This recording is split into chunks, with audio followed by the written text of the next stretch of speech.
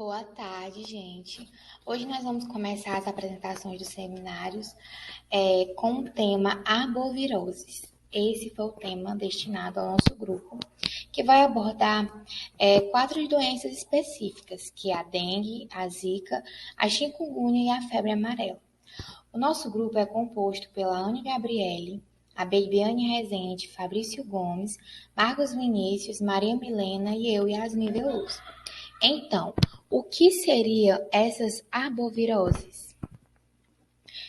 São doenças causadas pelos chamados arbovírus, que incluem os vírus da dengue, da zika vírus, da chikungunya e da febre amarela. A classificação arbovírus engloba todos aqueles transmitidos por insetos e também aracnídeos, como aranhas e carrapatos. O mosquito Aedes aegypti é o vetor responsável pela transmissão dessas doenças. Então, o Aedes aegypti, o mosquito, ele é responsável principalmente pela transmissão de 3 doenças específicas, que seria a dengue, a zika e a chikungunya. A febre amarela, ela é transmitida também por outra espécie de mosquito, que é o Haemophilus. Isso no ciclo silvestre. O que seria o ciclo silvestre?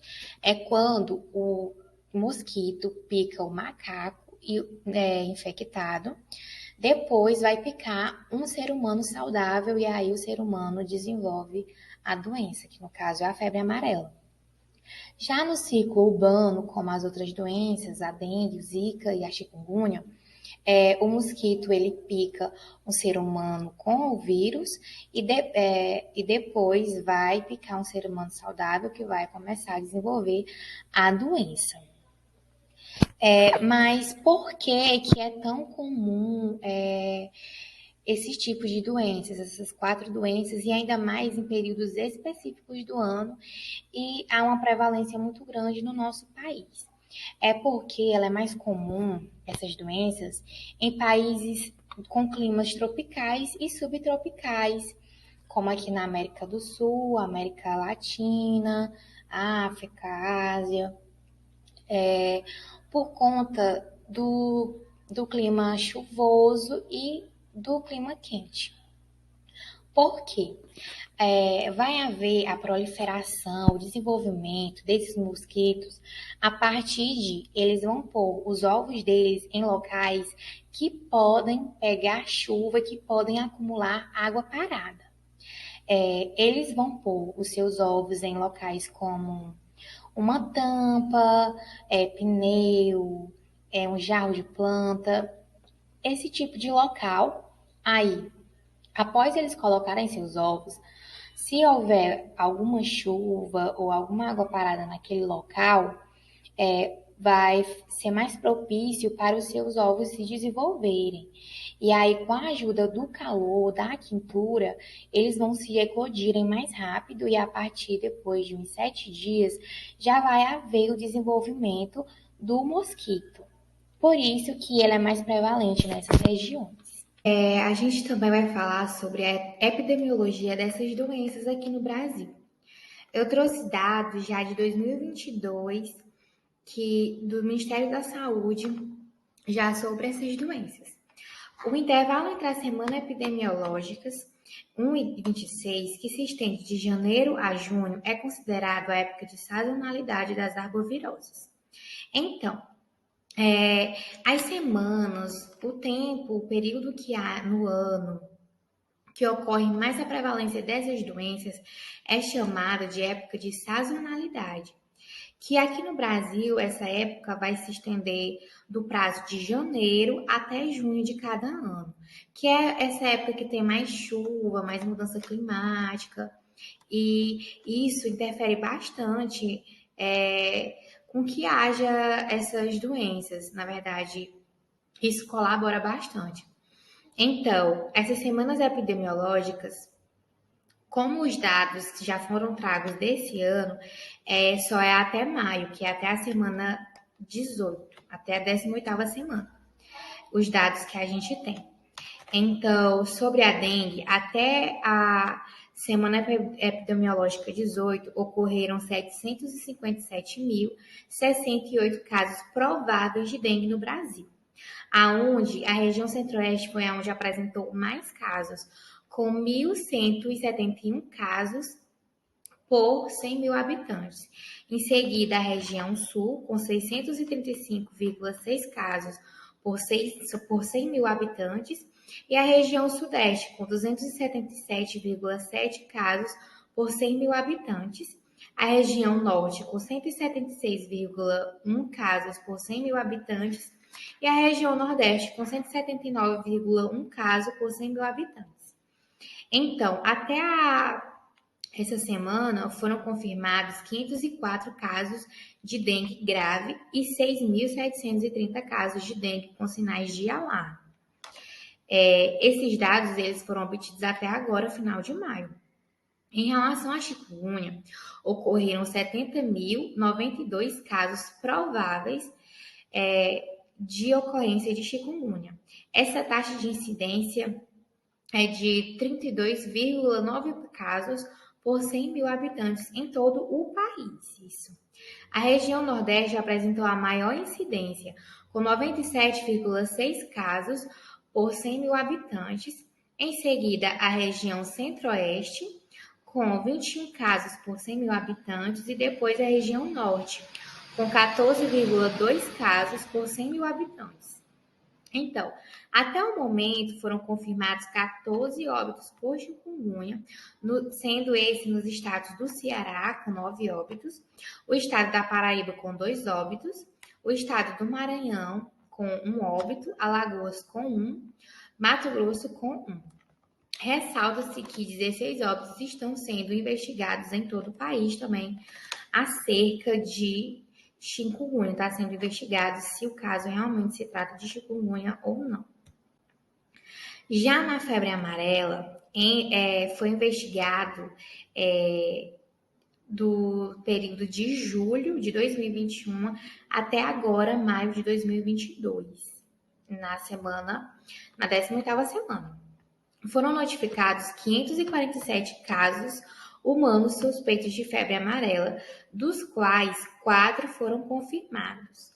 Ou seja, de febre amarela foram 4 apenas confirmados. E estes 4 evoluíram para óbito. Esses casos eles foram confirmados no Pará e em Tocantins.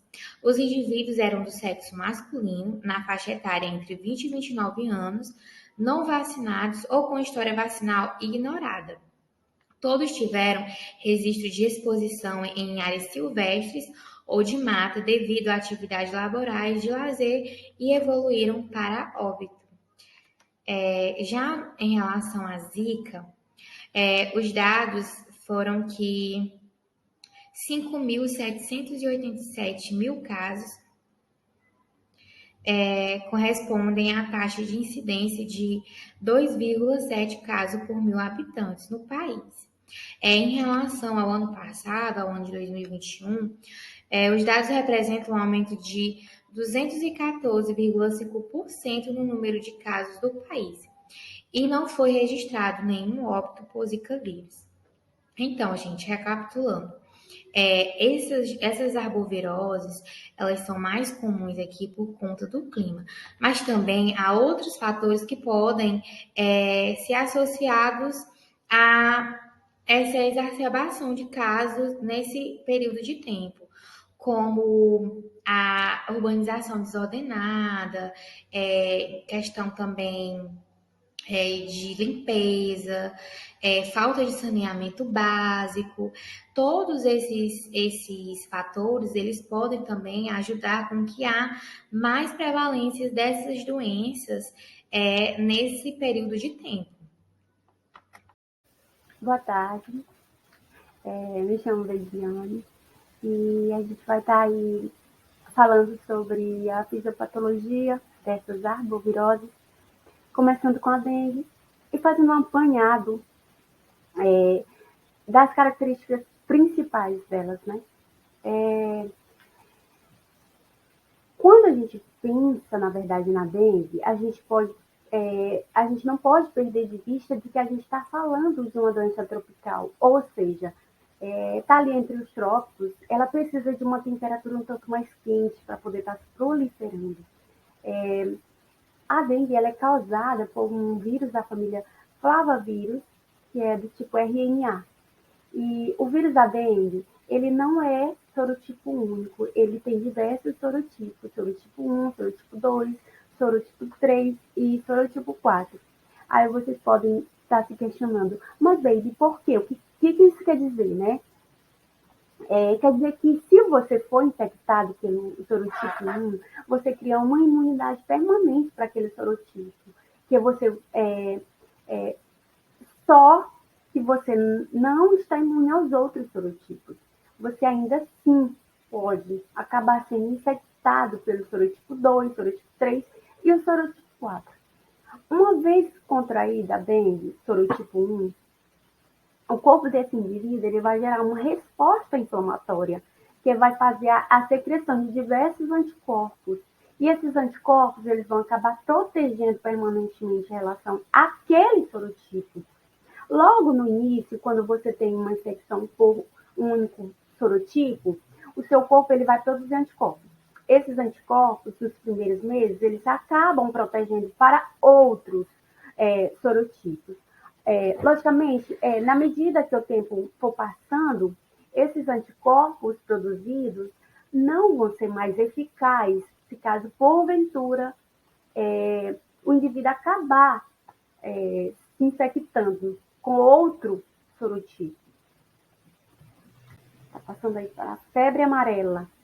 A febre amarela é uma doença tropical, logicamente causada por outro flavavírus, do tipo também RNA.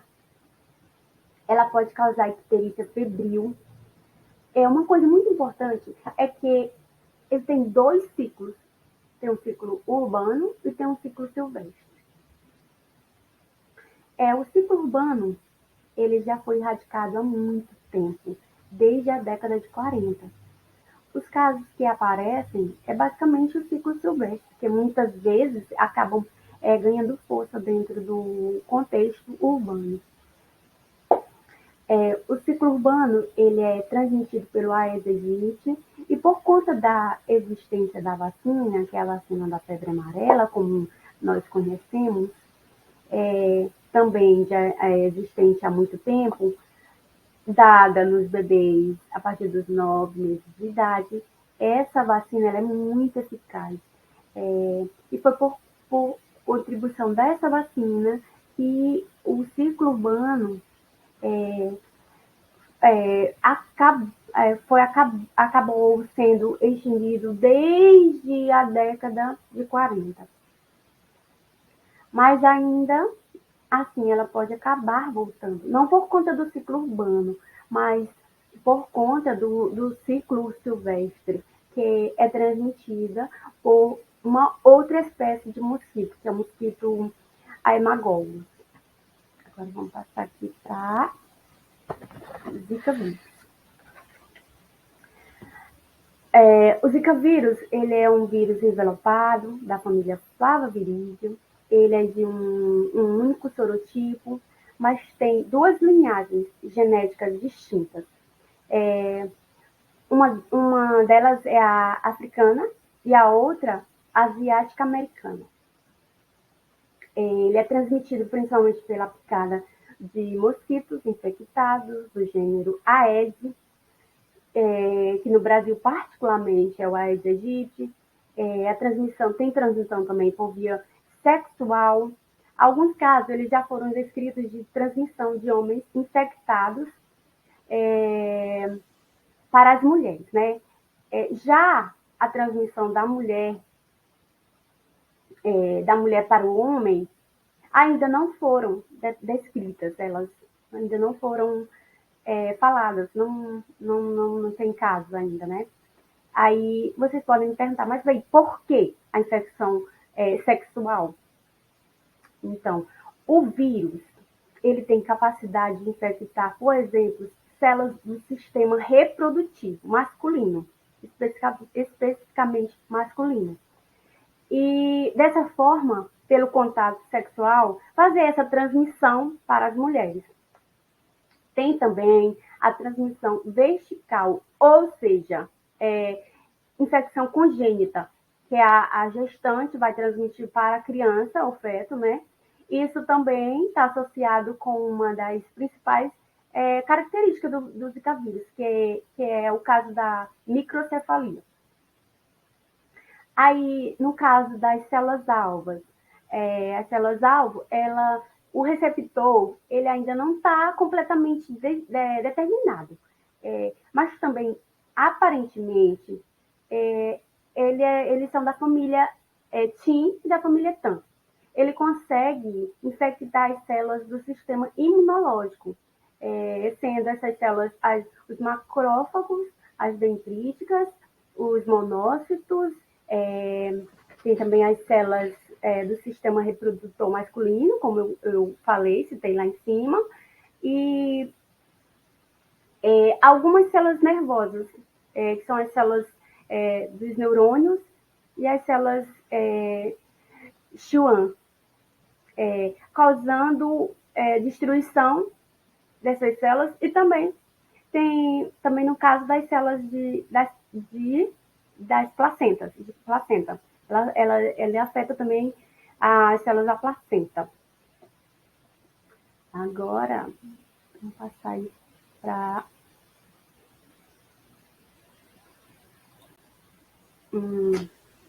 a chikungunya. O vírus da chikungunya, eles são vírus envelopados também da família Togaviridae, do gênero alfavírus. Esses alfavírus, eles vão apresentar estruturas todas parecidas. Tem aí, dá para dar uma olhadinha aí nesse pequeno genoma aí lá em cima, nesse cantinho aí de cima, vocês podem estar dando uma visualizada, e dá para ter uma base aí de onde estão. As estruturas todas parecidas, então, dentro do gênero, vários vírus apresentam estruturas parecidas. Tem o envelope lipídico. Nesse envelope lipídico vai ser associado a algumas proteínas. Tem as proteínas pícolas, formadas por 4 proteínas. Então, temos aí proteínas E1, E2, E3 e 6K. Envolvendo dentro dessa membrana, vai ter aí um capsídeo, composto por uma única proteína, que é chamada de proteína C. E lá dentro, como genoma, tem então o RNA, de simples fita e de polaridade positiva. Então, o genoma do vírus chikungunya, ele codifica por 5 proteínas, proteínas estruturais, né? E 4 proteínas não estruturais, que tem os nomes de NSP1 até a NSP4, que vão ser importantes para a replicação desse vírus. Tem também um único sorotipo, mas ele também tem 3 linhagens, ou seja, pequenas variações genéticas encontradas em diferentes continentes, né?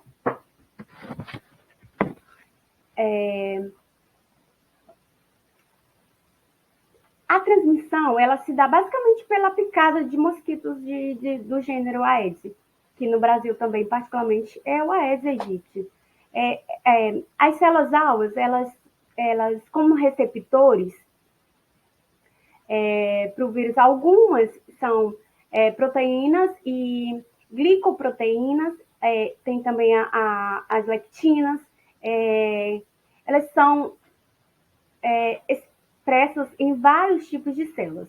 Tem tanto em células do sistema imunológico, que são os macrófagos, as células dendríticas, os monócitos, quanto em células de tecidos, sendo em fibroblastos, células musculares, células epiteliais e células endoteliais. Então, esse vírus da chikungunya, ele pode infectar vários tipos de células. Isso vai estar associado com os sintomas que vão ser apresentados pelos pacientes.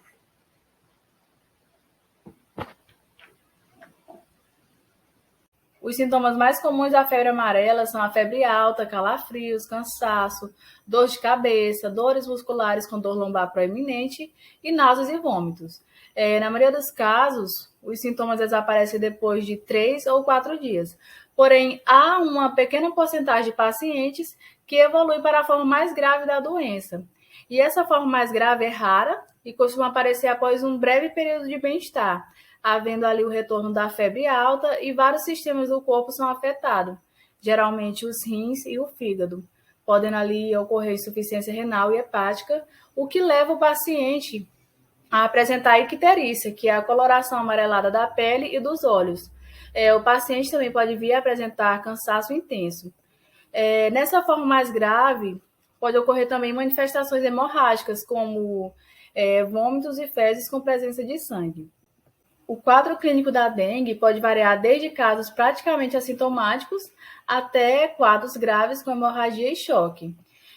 Os sinais e sintomas da dengue clássica, que é a forma branda da doença e que ocorre mais frequentemente, é caracterizada por febre alta, acima de 39 graus, de início repentino, que geralmente dura em cerca ali, de 3 a 7 dias. E geralmente vem acompanhada de dor de cabeça, dor atrás dos olhos, dor muscular, dor nas articulações e ossos, perda do apetite, fraqueza, manchas vermelhas na pele e presença de náuseas e vômitos. Porém, alguns casos podem evoluir para as formas mais graves da doença, apresentando os seguintes sinais: dor abdominal intensa e contínua, vômitos persistentes, sangramento de mucosas, principalmente gengivas e nariz. E quando um volume crítico de plasma é perdido, como resultado, o paciente pode acabar entrando em um estado de choque e apresentar sinais de má perfusão tecidual, como a pele úmida, pálida e fria, pulso rápido e fraco, diminuição da pressão arterial e agitação psicomotora. E alguns pacientes podem ainda apresentar manifestações neurológicas, como convulsões e irritabilidade. E nesse estado de choque, o paciente pode chegar a óbito dentro de 24 horas, se não for tratado o mais rapidamente possível. Os principais sintomas da zika são febre baixa, dor de cabeça, dores leves nas articulações, manchas vermelhas na pele, acompanhada de coceira, e vermelhidão nos olhos. O Zika vírus é considerado uma ameaça à saúde mundial devido à sua relação com a microcefalia e outras manifestações congênitas, podendo afetar o desenvolvimento de fetos de mulheres contaminadas durante a gestação. E na chikungunya, os principais sintomas são febre alta de início rápido, dores intensas nas articulações dos pés e das mãos, além de dedos, tornozelos e pulsos. Pode ainda ocorrer dor de cabeça, dores nos músculos, náuseas e vômitos e manchas vermelhas na pele. As dores nas articulações podem persistir por semanas e até meses, mesmo que a pessoa tenha recebido o tratamento. A boa notícia é que só é possível ter chikungunya uma vez, visto que depois de infectada, a pessoa fica imune pelo resto da vida. Só para destacar aqui as principais diferenças entre essas 3 arboviroses. Enquanto a dengue se destaca por muitas dores no corpo, a chikungunya se destaca por dores e inchaços nas articulações. E a zika se destaca pela presença de muitas manchas vermelhas na pele, acompanhada de coceira e conjuntivite. Como já foi falado anteriormente, na maioria dos casos, as manifestações clínicas da dengue, chikungunya, zika e febre amarela se apresentam de forma muito semelhante, o que acaba dificultando o diagnóstico clínico diferencial entre elas. E embora haja algumas diferenças no quadro clínico, o diagnóstico deve ser sempre confirmado através de exames laboratoriais, sendo os métodos mais comuns e seguros a pesquisa do RNA viral, através do RT-PCR, isolamento viral e exames sorológicos, em que se pode observar a presença de anticorpos específicos, IgM e IgG. Dando continuidade, agora será falado do tratamento das arboviroses. Então, não existe um tratamento específico contra o vírus das arboviroses.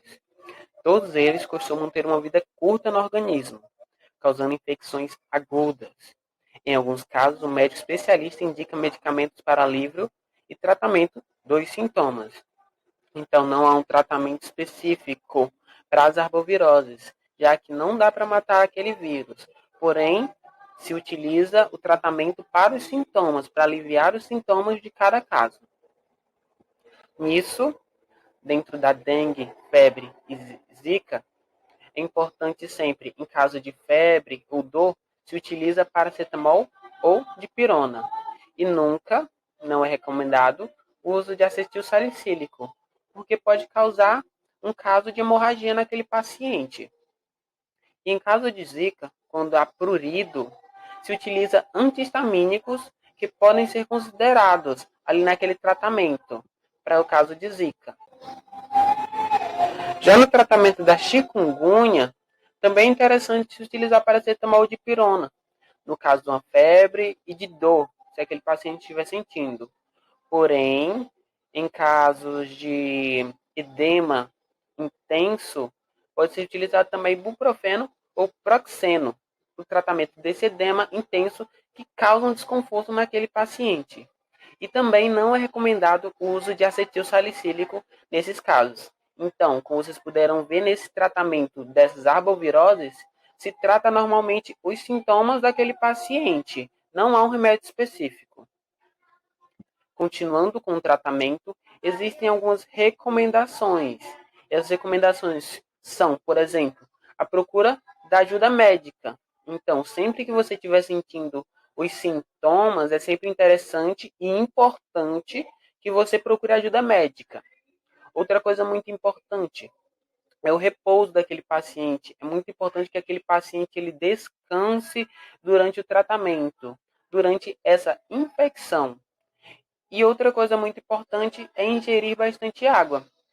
Esse paciente ele tem que ingerir água para conseguir eliminar aquele vírus do seu organismo. Essa ingestão de água ela vai ajudar junto com o repouso.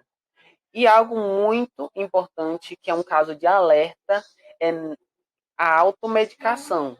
É importante que esse paciente ele nunca se automedique, porque em determinados casos ele pode vir a óbito, principalmente no uso de ácido acetil salicílico, que não é recomendado nunca para essas doenças. Nos cuidados de enfermagem, teremos a atuação do enfermeiro em todos os níveis de atenção. Então, o enfermeiro ele é essencial, visto que ele está presente desde o primeiro contato com o paciente até o tratamento e a cura. Ou, se o paciente não obtiver a cura, é o encaminhamento para a unidade de terapia intensiva. O enfermeiro ele também é responsável por coordenar e planejar as ações contra essas arboviroses porém, o enfermeiro por si só, ele não consegue resolver. Então, ele deve conter toda uma equipe multidisciplinar e também deve contar com o apoio da população. Classificação de risco. As pessoas com arbovirose elas são divididas em 4 grupos e em 2 segmentos. No primeiro segmento estão as pessoas do grupo A e do grupo B. Já no segundo segmento estão as pessoas que possuem sinais de alarme ou de choque. No grupo A estão aquelas pessoas que têm o mínimo de risco possível, que são aquelas pessoas que estão apenas com suspeita de dengue. Já no grupo B são aquelas pessoas que também estão suspeitas de dengue, só que elas possuem alguma comorbidade, que elas devem receber acompanhamento em observação.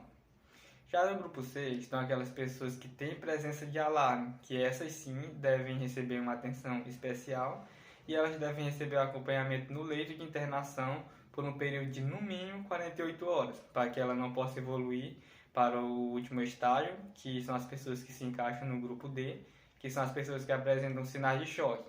Essas pessoas elas devem ser encaminhadas para a unidade de terapia intensiva, porque o choque ele é um sinal bem grave que pode ter como consequência a morte. A enfermagem ela também deve prestar alguns serviços e orientar o paciente, como por exemplo, manter a hidratação oral supervisionada com soro de reidratação oral por 80 ml kg por dia, sendo 1/3 desse soro reidratação oral. e com volume maior no início. Por exemplo, um paciente do sexo feminino com 60 quilos. Esse paciente, para saber a ingestão de líquidos diários dele, deve multiplicar os 80 ml vezes a sua massa. 80 vezes 60 dá 4,8 litros por dia. E desses 4,8 por dia, um terço tem que ser de soro de reidratação oral. Então, fazendo o cálculo também, 4,8 de líquido dividido por 3 dá 1,6 litros de soro oral por dia. A enfermagem também deve administrar os medicamentos prescritos, sempre seguindo as orientações do Ministério da Saúde, orientar o paciente sobre os sinais e sintomas clássicos da dengue, para caso esses sinais apareçam, ele retornar ao UBS para ser submetido ao devido procedimento, orientar sobre as possibilidades de sangramento, que é um estágio já de alarme, o paciente ele deve retornar para ser submetido ao tratamento, orientar sobre a possibilidade de ocorrência de sinais de alarme e sinais de choque e o retorno imediato à unidade de saúde, caso estes surjam. Como eu falei anteriormente, quando os pacientes eles já estão apresentando sinais de choque ou sinais de alerta, é um sinal grave e o paciente ele deve ser submetido à UTI para receber o tratamento adequado. Mobilização social e educação. A enfermagem ela também é responsável por elaborar planos de ações sociais que visam a educação de um determinado grupo de pessoas. Essas visitas são principalmente em locais públicos, como por exemplo escolas, sejam elas o ensino fundamental ou ensino médio, e os assuntos abordados são principalmente medidas profiláticas, a fim de evitar a transmissão da doença. Deve-se conscientizar as pessoas, principalmente esse grupo jovem, a não deixar alguns materiais em locais livres, em locais abertos, para que não haja o depósito de água naquele material e para que seja evitada a propagação da patologia. E por fim, trabalho buscativo com visitas domiciliares. O enfermeiro ele é responsável por elaborar essas estratégias de visitas e todo mundo já deve ter presenciado essa situação em que a gente está em casa e chega alguma pessoa, geralmente um agente comunitário de saúde, entra e avalia nosso quintal, vê alguns locais que podem ser possíveis depósitos de água e depósito do vetor, né? E essa mobilização, essas visitas são principalmente para evitar a propagação das arboviroses. A rede de apoio a crianças portadoras de síndrome congênitas provocadas pelo vírus Zika.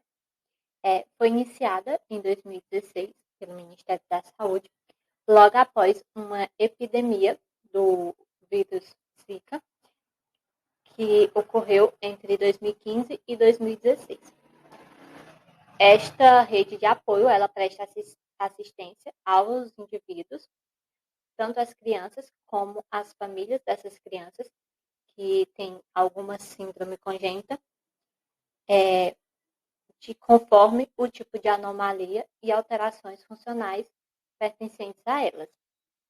Essas crianças, elas têm por direito um acompanhamento com uma equipe multiprofissional, que inclui pediatra, fonoaudiólogo, fisioterapeutas, neurologistas, terapeutas ocupacionais, variando de acordo com a necessidade de cada um, além de ofertar um acompanhamento psicossocial para a família. Vacinas. Ainda não existe vacinas contra a chikungunya e o Zika vírus, apenas contra a febre amarela e a dengue. A vacina contra a febre amarela é a principal ferramenta de prevenção e controle desta patologia. Ela é ofertada pelo Sistema Único de Saúde, o SUS, é aplicada em dose única a partir do 9º mês de vida e é preciso que todas as pessoas que moram nas áreas de risco sejam vacinadas e tenham reforço a cada 10 anos. E, em caso de deslocamento para essas áreas de risco, é preciso também estar imunizado com 10 dias de antecedência.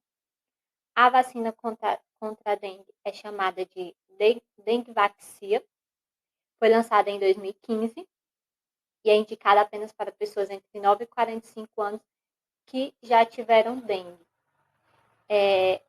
Ela é dividida em 3 doses e não faz parte do Programa Nacional de Imunização. Ela é ofertada apenas nas redes privadas.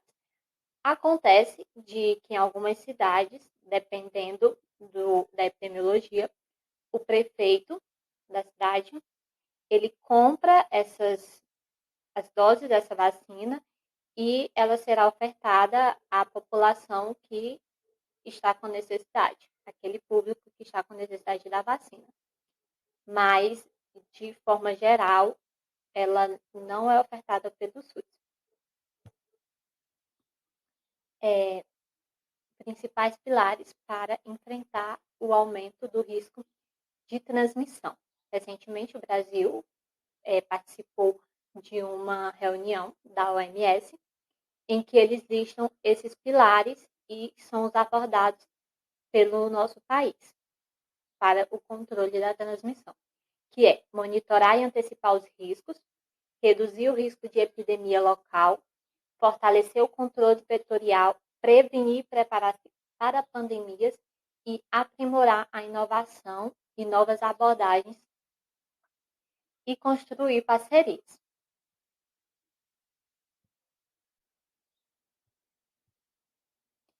Sobre a prevenção da proliferação dos arbovírus.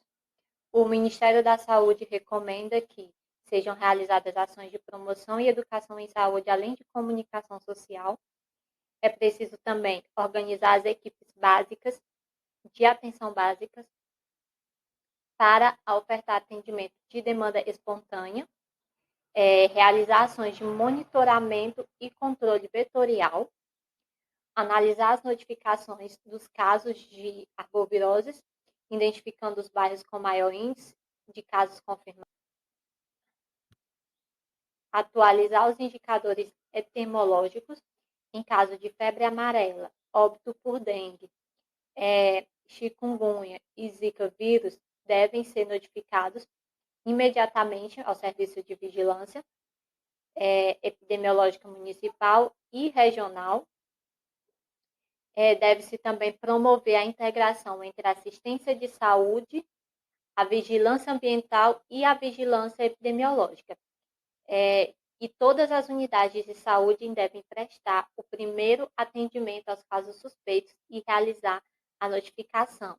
Lembrando, as arboviroses, elas são de notificações compulsórias, devem ser notificadas imediatamente. E, por fim, o que sempre é falado e divulgado em campanhas, né, que é evitar a proliferação dos mosquitos, que pode ser feito de uma forma bem simples, que é mantendo baldes, potes, bacias, tambores e caixa d'água sempre limpos e vedados corretamente, né, para impedir o acúmulo da água parada. E obrigada pela atenção.